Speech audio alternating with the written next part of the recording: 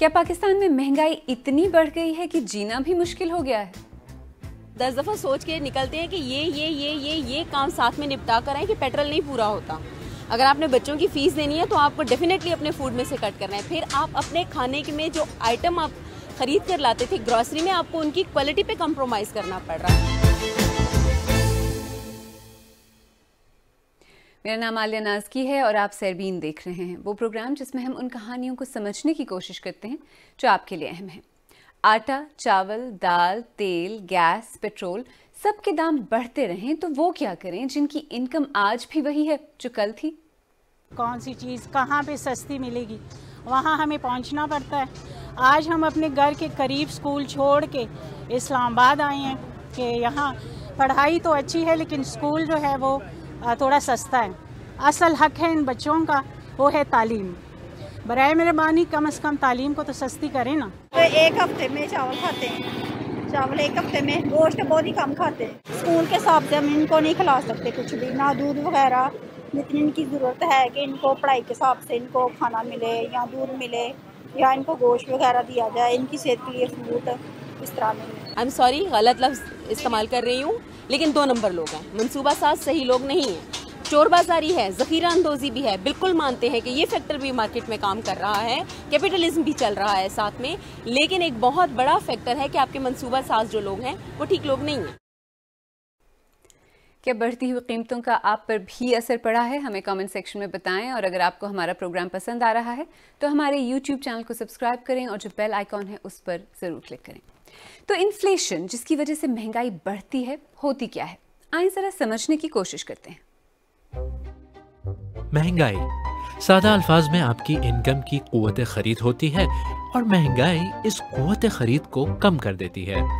पाकिस्तान में एक आम खानदान अपनी इनकम का आधे से भी ज़्यादा हिस्सा खाने पीने और बिजली गैस जैसे बिलों पर खर्च करने पर मजबूर है।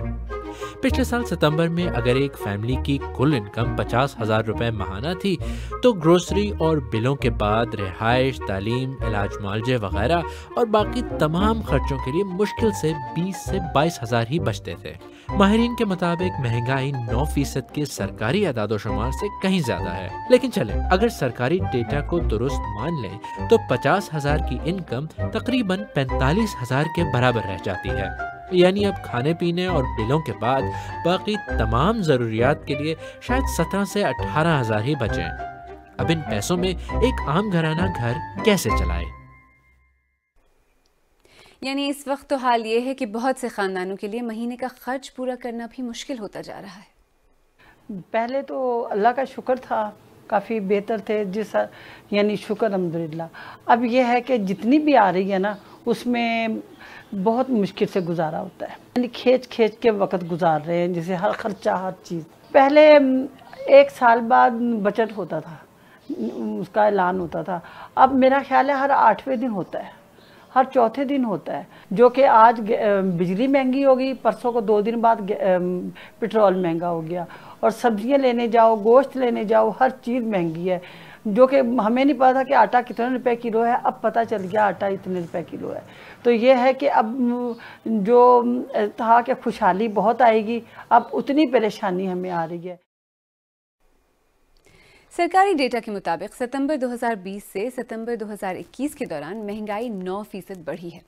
आटे की कीमत में 19% इजाफा हुआ है, कुकिंग ऑयल की कीमत 38% बढ़ी है, बिजली 22% महंगी हुई है। कुदरती गैस की कीमत में कोई इजाफा तो नहीं हुआ, लेकिन इसी मुद्दत में गैस सिलेंडर की कीमत में 50% से ज्यादा इजाफा हुआ है।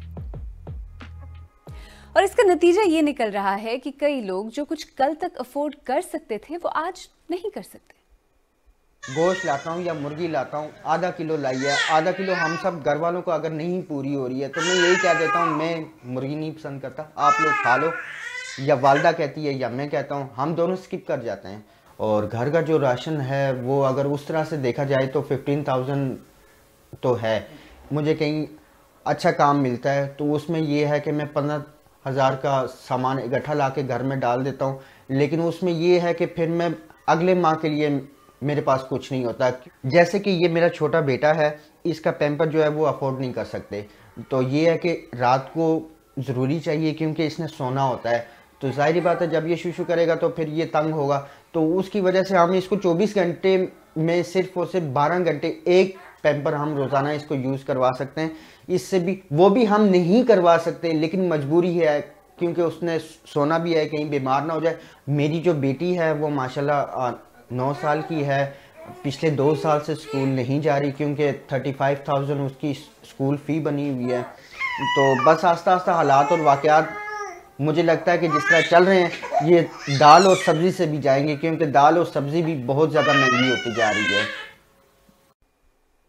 अच्छा, पाकिस्तानी हालात से परेशान हो और मीम्स की लाइन न लगे तो ये तो होने से रहा। लोग मिडिल क्लास की मुश्किलात का रोना रो रहे हैं। खूब क्रिएटिव सलाहियत का इस्तेमाल हो रहा है, लेकिन सबसे ज़्यादा मज़ाहिया कमेंट्स पेट्रोल की बढ़ती हुई कीमतों पर ही किए जा रहे हैं। और लोग ये भी कहते हैं कि एक ज़रूरी मुल्क में कम से कम खाने पीने की चीज़ें तो इतनी महंगी नहीं होनी चाहिए। हुकूमतों ने, पीटीआई की हुकूमत भी इसमें शामिल है, पुरानी हुकूमतें पीएमएल नून की, पीपल्स पार्टी की, उन्होंने सीरियसली ज़राअत के शोबे में कोई रिफॉर्म्स नहीं किए जहां ये देखा जाए कि वो कौन सी चीज़ें हैं जो पाकिस्तानी शहरी जो हैं वो आम रोज़मर्रा की ज़िंदगी में खाने पीने के लिए इस्तेमाल करते हैं और उनको किस तरह पाकिस्तान में उगाया जाए, पाकिस्तान में उनको बेचा जाए, ताकि जो पाकिस्तान का शहरी है वो पाकिस्तान में उगी हुई दालें, पाकिस्तान में उगा हुआ तेल, पाम ऑयल वगैरह वो ख़रीद सके। हुकूमत बढ़ती हुई महंगाई का एतराफ़ करती है और महदूद वसाइल में सबसे ज़्यादा ज़रूरतमंद लोगों की मदद का वादा भी। गवर्नमेंट अपने सोशल सेफ्टी नेट प्रोग्राम जो एहसास है उसके ज़रिए टारगेटेड सब्सिडीज देने जा रही है। दाल है जिनमें घी या कुकिंग ऑयल है जिसमें चीनी और आटा शामिल है। डाटा और टेक्नोलॉजी की मदद से जो 2 व्हीलर्स और 3 व्हीलर्स वाले हैं और जो पब्लिक ट्रांसपोर्ट हैं उनके लिए सब्सिडाइज कोई कैश, डायरेक्ट कैश ट्रांसफर या कुछ खास किस्म की सब्सिडी हो, ताकि उनको जो एनर्जी का और स्पेशली पेट्रोलियम प्राइसेस का इन्फ्लेशन है इससे बहुत ज़्यादा वो मुतासर ना हो। महंगाई बढ़ रही है और पेट्रोल प्राइसेस में इजाफे की वजह से दुनिया भर में बढ़ रही है। पाकिस्तान में लॉन्ग टर्म इश्यूज़ की वजह से हालात और भी ख़राब हैं और बढ़ती हुई महंगाई एक तरफ गरीबों की ज़िंदगी मज़ीद मुश्किल कर रही है तो दूसरी तरफ मिडिल क्लास को भी गुर्बत में धकेल रही है। लोग कहते हैं कि अगर और कुछ नहीं तो कम से कम खाने पीने की चीज़ें कुछ सस्ती हो जाएं तो शायद हालात बेहतर हों, लेकिन फ़िलहाल इसका भी कोई इम्कान नज़र नहीं आता। ज़राअत के शोबे में वो रिफॉर्म्स किए जाएं जिनकी पाकिस्तान को ज़रूरत है, ताकि 18 से 24 महीने बाद पाकिस्तान जो है उसका जो शहरी है वो ज़्यादातर खाने पीने की अशिया जो हैं वो पाकिस्तान में उगाई जाएं, वो पाकिस्तानी मार्केट से ही ख़रीदे और उसका जो है फिर हमें नज़र आएगा कि महंगाई की जो शरह है वो कम होती चली जाएगी।